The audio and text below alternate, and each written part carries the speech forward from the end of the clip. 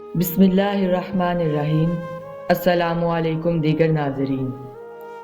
روایت میں آتا ہے کہ حضرت داؤد علیہ السلام کی قوم کے 70,000 آدمی عقبہ کے پاس سمندر کے کنارے ایلا نامی گاؤں میں رہتے تھے، اور یہ لوگ بڑی فراخی اور خوشحالی کی زندگی بسر کرتے تھے۔ اللہ تعالیٰ نے ان لوگوں کا اس طرح امتحان لیا کہ ہفتے کے دن مچھلی کا شکار ان لوگوں پر حرام فرما دیا اور ہفتے کے باقی دنوں میں شکار حلال فرما دیا، مگر اس طرح ان لوگوں کو آزمائش میں مبتلا فرما دیا کہ ہفتے کے دن بے شمار مچھلیاں آتی تھی اور دوسرے دنوں میں نہیں آتی تھی۔ تو شیطان نے ان لوگوں کو یہ ہیلا بتا دیا کہ سمندر سے کچھ نالیاں نکال کر خشکی میں چند حوض بنا لو، اور جب ہفتے کے دن ان نالیوں کے ذریعے مچھلیاں حوض میں آ جائے تو نالیوں کا منہ بند کر دو، اور اس دن شکار نہ کرو بلکہ دوسرے دن آسانی کے ساتھ ان مچھلیوں کو پکڑ لو۔ ان لوگوں کو یہ شیطانی ہیلا بازی پسند آ گئی، اور ان لوگوں نے یہ نہیں سوچا کہ جب مچھلیاں نالیوں اور حوضوں میں مقید ہو گئی تو یہی ان کا شکار ہو گیا، تو ہفتے ہی کے دن شکار کرنا پایا گیا جو ان کے لیے حرام تھا۔ اس موقع پر ان یہودیوں کے 3 گروہ ہو گئے۔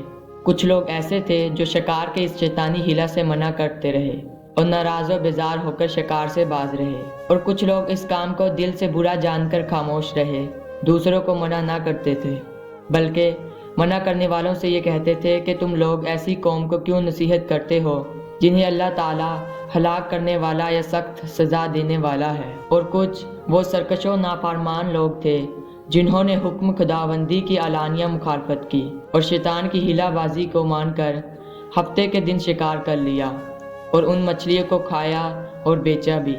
جب نافرمانوں نے منع کرنے کے باوجود شکار کر لیا تو منع کرنے والی جماعت نے کہا کہ اب ہم ان معصیت کاروں سے کوئی میل ملاپ نہ رکھیں گے۔ چنانچہ ان لوگوں نے گاؤں کو تقسیم کر کے درمیان میں ایک دیوار بنا لی اور آمد و رفت کا ایک الگ دروازہ بھی بنا لیا۔ حضرت داؤد علیہ السلام نے غضبناک ہو کر شکار کرنے والوں پر لعنت فرما دی۔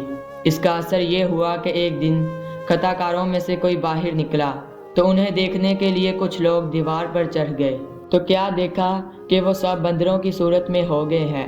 اب لوگ ان مجرموں کو دروازہ کھول کر اندر داخل ہوئے تو وہ بندر اپنے رشتہ داروں کو پہچانتے تھے اور ان کے پاس آ کر ان کے کپڑوں کو سونگھتے تھے اور زور زور سے روتے تھے، مگر لوگ ان بندر بن جانے والوں کو نہیں پہچانتے تھے۔ ان بندر بن جانے والوں کی تعداد 12,000 تھی۔